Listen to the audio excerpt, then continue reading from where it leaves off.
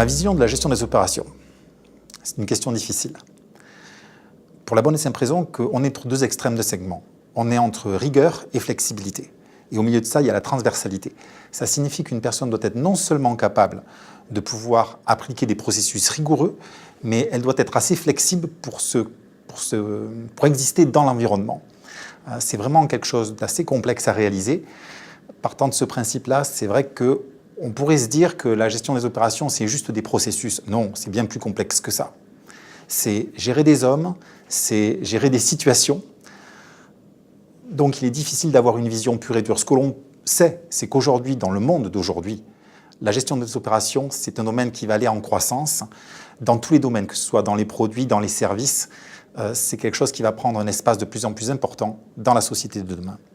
Dans l'absolu, lorsqu'on pose la question, si on veut faire le distinguo entre la vision des opérations, entre guillemets, et la vision de l'entreprise, le terme vision, c'est voir demain. Comme je l'ai dit, on ne va pas réinventer la roue. Ça sera toujours le même processus. On amène un produit ou un service à un client. Et ça, c'est la base. Donc, cette vie, elle n'est pas amenée tellement à évoluer en tant que telle. Ce qui va évoluer, c'est la manière de faire les choses.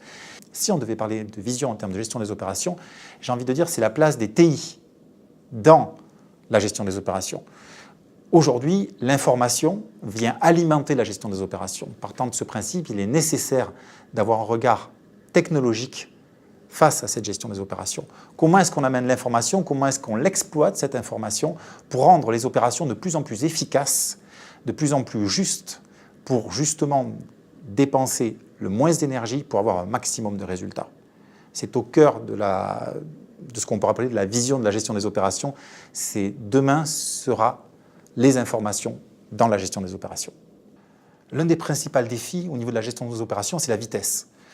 Pour la bonne et simple raison qu'aujourd'hui, les choses vont de plus en plus vite. Or, la gestion des opérations, ce sont également des processus.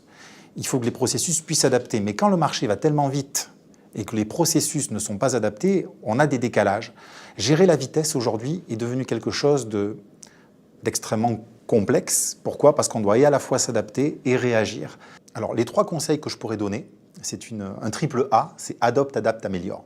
Pourquoi? Parce que lorsqu'un gestionnaire arrive dans la question des opérations, la première chose qu'il doit faire, c'est qu'il doit prendre une situation. Donc, il doit l'adopter. Il ne va pas nécessairement la façonner à sa manière dans un premier temps. Il doit d'abord adopter son marché. Après, il va s'adapter, ou il va adapter le processus pour faire en sorte qu'il soit le plus efficace possible. Puis vient le dernier temps qui est celui de l'amélioration. Pourquoi? Parce qu'une organisation qui ne se lance pas dans l'amélioration continue, au bout d'un moment, ça ne va pas fonctionner. Elle va nécessairement aller vers un mur. Adopte, adapte, améliore. C'est vraiment un credo qu'il faut se répéter. Ce que j'aurais également envie de dire, c'est qu'on confond souvent rigueur et inflexibilité. C'est faux. On peut être absolument rigoureux et flexible.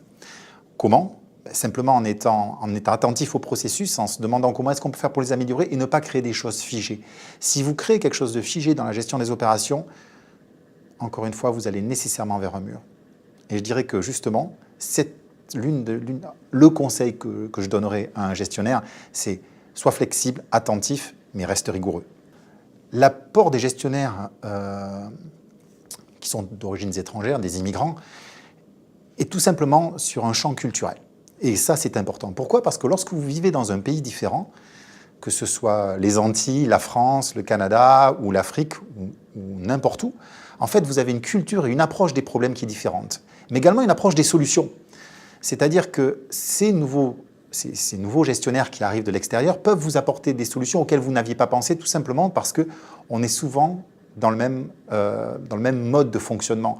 On ne regarde pas tellement comment ça fonctionne à l'extérieur parce que ça nous change de nos habitudes. L'apport des immigrants dans ce domaine-là est fondamental. Ils vont vous amener une autre culture, une autre éducation, une vision différente des problèmes. Ça va générer effectivement de l'adaptabilité, c'est certain, mais j'ai envie de vous dire que c'est encore un avantage. Une organisation qui est capable d'accueillir un immigrant et qui est capable également d'adopter cet immigrant va faire en sorte de s'adapter à son marché et encore une fois de s'améliorer. On en revient souvent à cette notion du triple A qui fait qu'une entreprise est en mesure de faire face à son marché le plus longtemps possible. L'intégration des immigrants est donc une véritable force aujourd'hui, surtout quand on étudie des marchés qui vont à l'extérieur de son propre pays. Si on regarde aujourd'hui, par exemple, l'Europe avec le CETA, il est évident que l'apport des immigrants francophones via l'Europe va être très important. Pourquoi? Parce qu'ils ont une connaissance de ce marché-là. Ils ont étudié dans ce marché-là, ils connaissent ce marché-là. L'Afrique aujourd'hui, par exemple, est un des marchés également en pleine émergence. On a des pays qui ont une croissance entre 10 et 20% pour certains. Ces pays-là sont également de nouvelles ressources.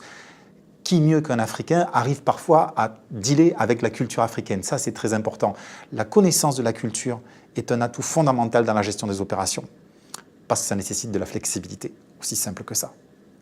Mon expérience est sois flexible, attentif. C'est plus qu'un conseil. Ce que je retiens, c'est vraiment une manière de vivre. C'est de l'ouverture.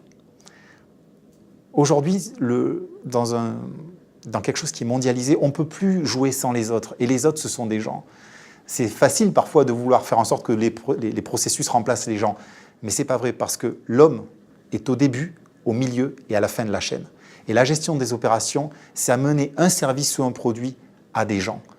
Partant de ce principe-là, je dirais que le gestionnaire des opérations, l'aspect gestionnaire des opérations m'a permis de devenir peut-être un peu plus efficace et certainement beaucoup plus humain dans ma manière de procéder avec les gens. Ça va peut-être faire bondir beaucoup de personnes quand je vais dire ça, mais je dirais que si je devais résumer la gestion des opérations en un seul mot, ça serait efficience. Le minimum d'efforts pour un maximum de résultats, c'est la gestion des opérations.